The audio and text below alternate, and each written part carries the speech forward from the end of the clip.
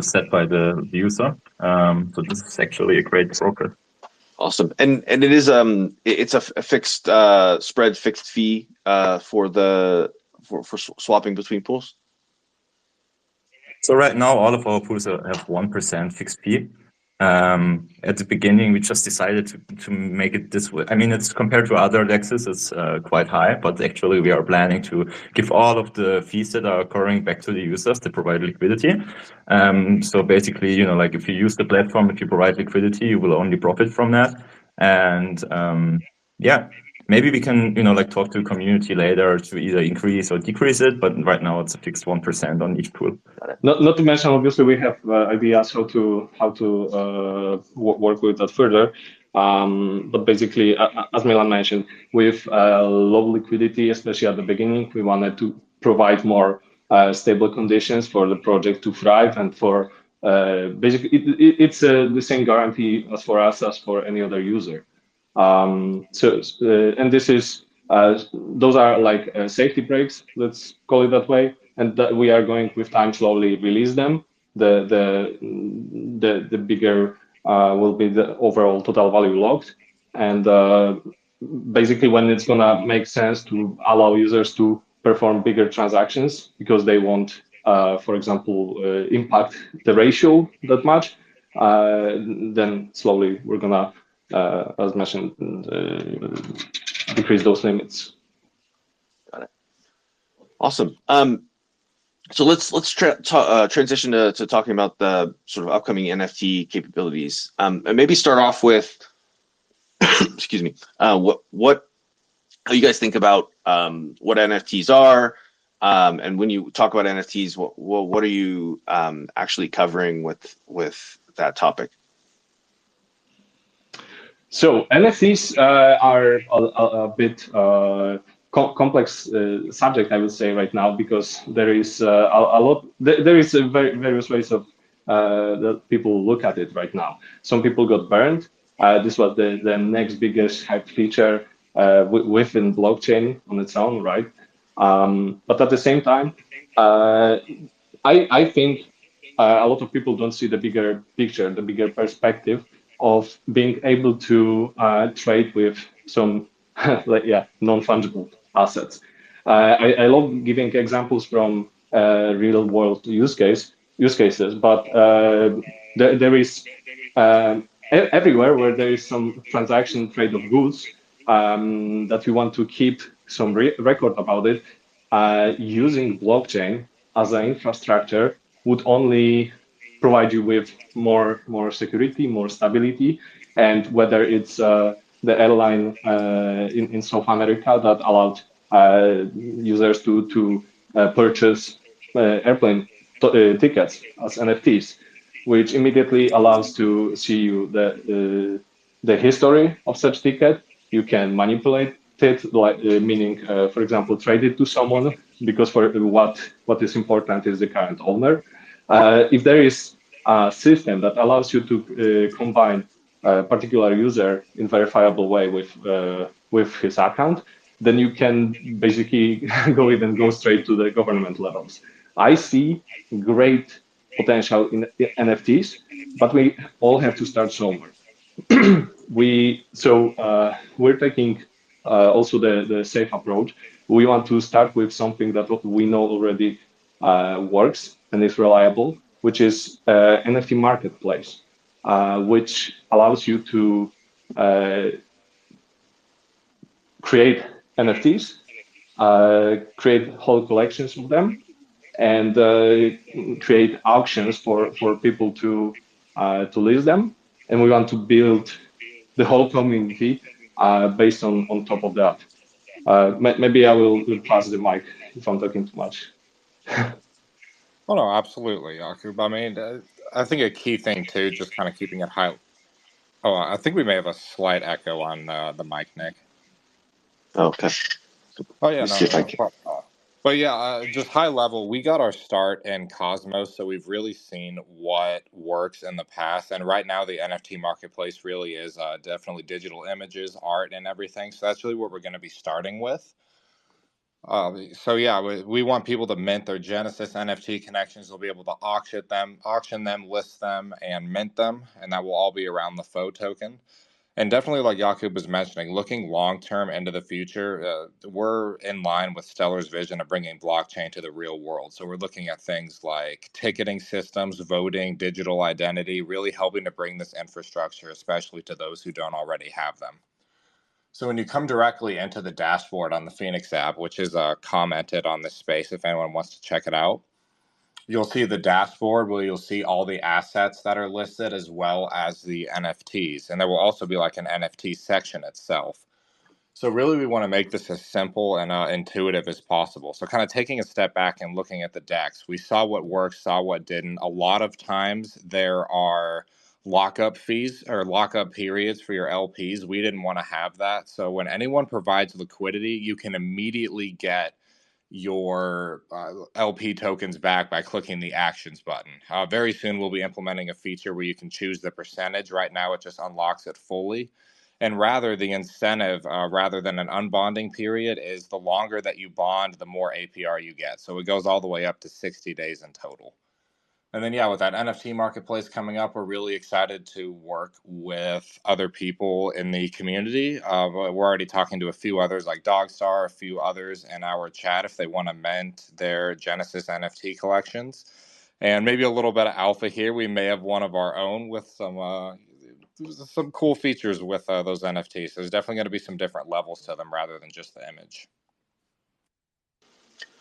Cool. And should I think about this NFT capability as both, it's a platform for minting my NFTs or just for using them afterwards, right? Like, so does a project come to you all to sort of mint their NFTs through your platform, or do they do that somewhere else and then you provide functionality around them like marketplace after that? So underneath it all, NFT is based on Stellar core assets. So we are building the whole architecture in such a way where user can mint their NFTs. We want to provide the whole interface and very easy way for users to interact with that. They will be able to mint their new token to create the whole collections of NFTs, and then those collections will be visible on other platforms as well, as long as they adhere to the token interface and NFT standard. What we want to build on that is provide users with set of features that are available only on our platform. So user benefits more when they are using, they can use more features when they are deciding to stay with us, but we are not limiting them to be able to trade, for example, only on our platform. Yeah, I actually think something visually would make more sense. So if anybody's interested in how that NFT marketplace is looking like, I will send some screenshots later on our Discord. So everybody feel free to join and, check that out. Awesome. Well, we're running towards the end of the space here. So I wanted to get some sort of community feedback and questions in here. So, what was your experience? I know you guys have experience working in the Cosmos ecosystem. What was the experience like, coming to the Stellar ecosystem, particularly around the sort of start of the build out for Sorbonne? What was that experience like for you all? It's really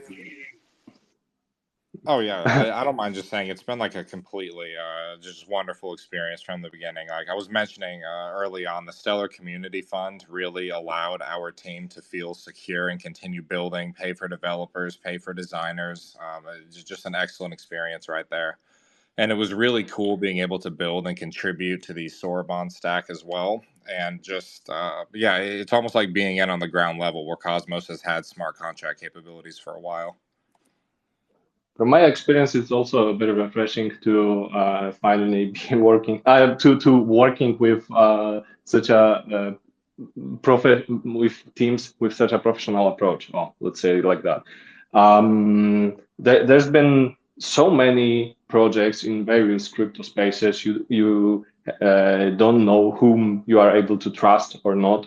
and it's been always a complex situation. And talking with core people from blockchain, various blockchain, it had really, I had personally really weird experiences. And with Stellar, it's everything is so secure, so organized. There is a process, but that process is not over bureaucratized. If you struggle with something, there is always someone to contact. You don't have to go through various telegrams, discords, whatever, to find one person you can contact to, and she won't help. That person won't help you. But you can really feel how robust the whole team and then management behind Soroban is. Awesome. Thank you for that. I mean, I know we try really hard to sort of make this ecosystem open and supportive, particularly of new people coming in, but also, we want to encourage folks that have never built in Web3 to feel welcome and build those interesting, cool projects that they think should exist but haven't seen anywhere else. So really appreciate that. And you mentioned the community fund. I know you guys have been, engaging in many of the community fund programs. Can you talk a little bit about your experience there? What programs have you utilized? What was that experience like? Yeah, so a few. So the Stellar Community Fund itself, we were funded to build our decentralized exchange and NFT marketplace. Working with Anka, Nuya, Gemma has just been an amazing experience. Just getting feedback from the community, getting the best grant and features possible. It was just excellent all around.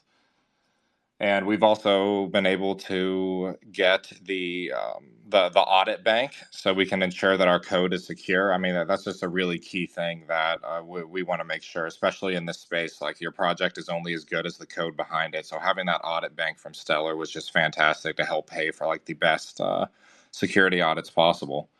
And finally, once we launched as well, we also had a Stellar liquidity program as well, where they were able to provide 50,000 US dollars and XLM to us, and we were able to fill up the pools initially.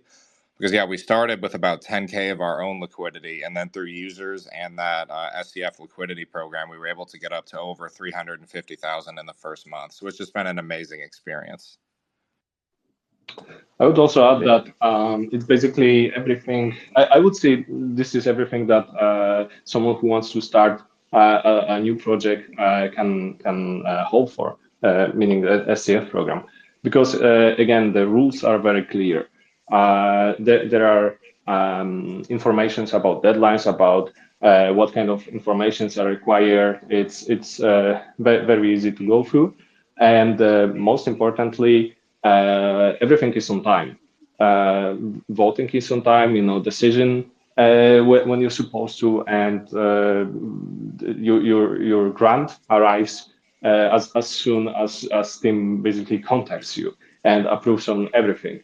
There are no delays, no hagglings, seriously no bad experience. It's just working with professionals, and it's just right about time to bring this professionalism into crypto space. Awesome. Well, I guess in the final minute or so that we have left, we've talked about what's next. So I guess what I'd like to maybe ask, I've been asking most of these projects, what's the thing that's missing? What can we do better? What capability is missing in the ecosystem? Either that SDF should be thinking about, like recruiting people to build, or better tooling. What's the thing that's sort of missing from the ecosystem, from the platform, and so on? I can very easily give you two things right away. So first one is it's basically the tooling, but this is because Soroban is on not so early stages, but launch was 2-3 months ago.